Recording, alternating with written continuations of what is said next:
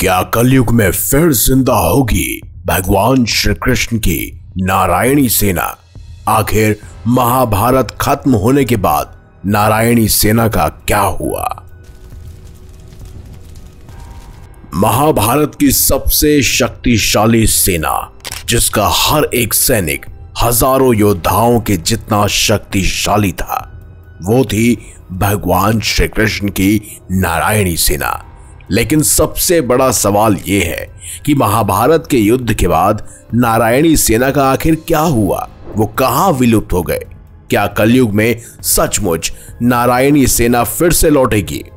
आज हम इस रहस्य को जानेंगे, एक ऐसी कथा के माध्यम से जो महाभारत के पन्नों से निकलकर भविष्य की ओर इशारा करती है। कहते हैं भगवान श्री कृष्ण ने अपने राज्य की सुरक्षा के लिए एक विशेष सेना तैयार की, लेकिन ये कोई साधारण सेना नहीं थी। ये उन योद्धाओं की टुकड़ी थी जो न केवल शस्त्रों में निपुण थे, बल्कि तपस्या, योग, बल और दिव्य शक्तियों से सुसज्जित थे। इनका लक्ष्य केवल एक था, भगवान श्री कृष्ण की आज्ञा का पालन करना, वो भी बिना कोई सवाल पूछे, बिना किसी संदेह किए। इन योद्धाओं को विशेष युद्ध कला सिखाई गई थी, जिसमें दिव्यास्त्रों का ज्ञान हो या शत्रुओं के मन को भेदने की क्षमता या फिर अदृश्य होकर युद्ध करने की कला।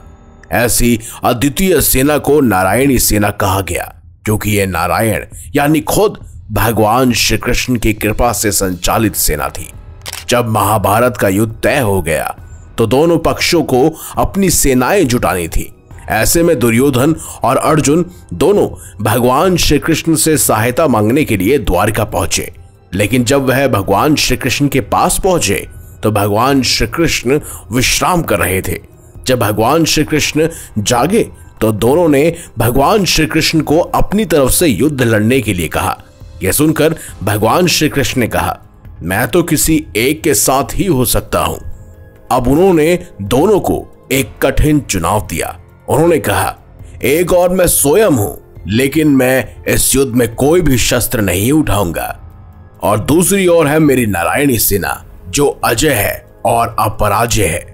दुर्योधन नारायणी सेना की शक्ति को अच्छे से जानता था। वो तुरंत ही बोल पड़ा, मुझे नारायणी सेना चाहिए। उसे लगा कि एक अकेले निहत्थे भगवान श्री कृष्ण किसी काम के नहीं है।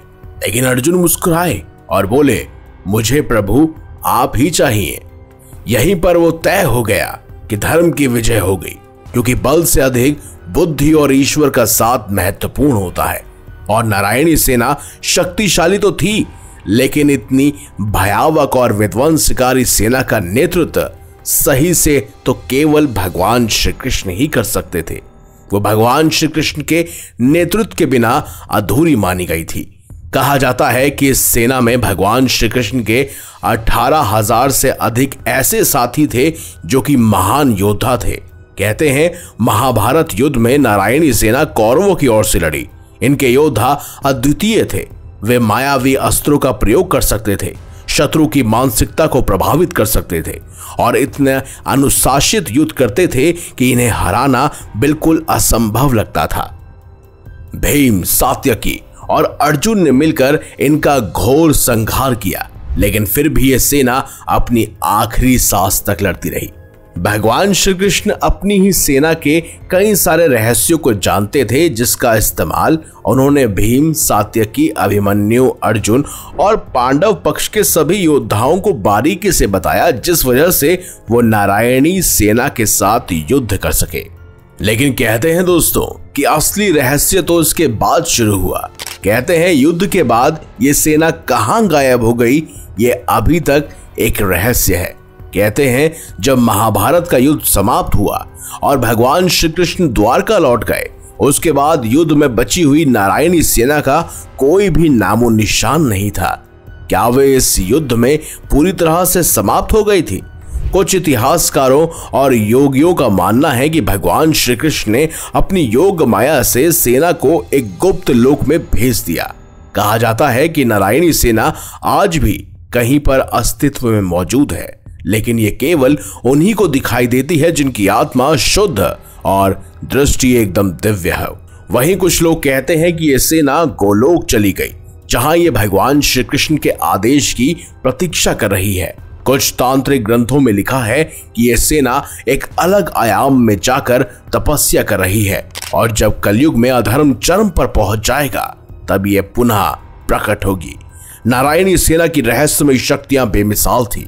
इस सेना के बारे में कहा जाता है कि इनके पास सामान्य योद्धाओं से अलग शक्तियां थी। ये दिव्य दृष्टि वालों को ही दिखाई देती थी। ये मन के विचार पढ़ सकते थे और दुश्मनों को आसानी से भ्रमित कर सकते थे। इन्हें किसी भी अस्त्र से मारा नहीं जा सकता था क्योंकि ये योग बल से स्वयं को सुरक्षित कर सकते थे। महाभारत के बाद कई साधकों ने नारायणी सेना के अस्तित्व का दावा भी किया। कई तांत्रिक ग्रंथों में इस सेना के पुनः प्रकट होने की भविष्यवाणी भी की गई है। अब सबसे बड़ा सवाल उठता है, क्या यह सेना कलयुग में फिर से प्रकट होगी?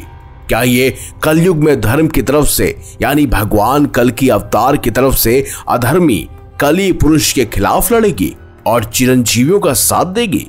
कल की पुराण के अनुसार जब अधर्म अपनी चरम सीमा पर होगा तब भगवान विष्णु का अंतिम और 10वां अवतार यानी कल की अवतार इस धरती पर प्रकट होंगे और तब एक महान युद्ध होगा। कुछ ऋषियों का मानना है कि नारायणी सेना इसी युद्ध के लिए पुनः जागृत होगी। संभावना यह है कि यह सेना किसी गुप्त स्थान पर छुपी हो और जब समय आएगा तब यह प्रकट होगी। अब सवाल यह है, क्या यह केवल एक पौराणिक कथा है या फिर सच में कहीं ना कहीं नारायणी सेना इस दुनिया में मौजूद है? क्या यह सिर्फ एक मिथक है या एक सच? यह सवाल आज भी अनसुलझा है। कुछ लोग इसे महज एक धार्मिक कथा मानते हैं जबकि कुछ इस पर विश्वास करते हैं और उन्हें विश्वास है कि जब सही समय आएगा तब यह सेना फिर से प्रकट होगी। आपको क्या लगता है, नारायणी सेना आज भी कहीं ना कहीं अस्तित्व में है या फिर यह सिर्फ एक अद्भुत पौराणिक कथा है? नीचे कमेंट करके हमें अवश्य बताइएगा। वीडियो अगर आपको अच्छी लगी है तो इसे लाइक कीजिएगा, हमारे चैनल को सब्सक्राइब और ज्यादा से ज्यादा शेयर भी कीजिएगा। तो मिलेंगे अगली बार एक नई खास वीडियो के साथ। तब तक के लिए देखते रहिए संपूर्ण ज्ञान का केंद्र बिंदु मिस्टीरियस हिंदू।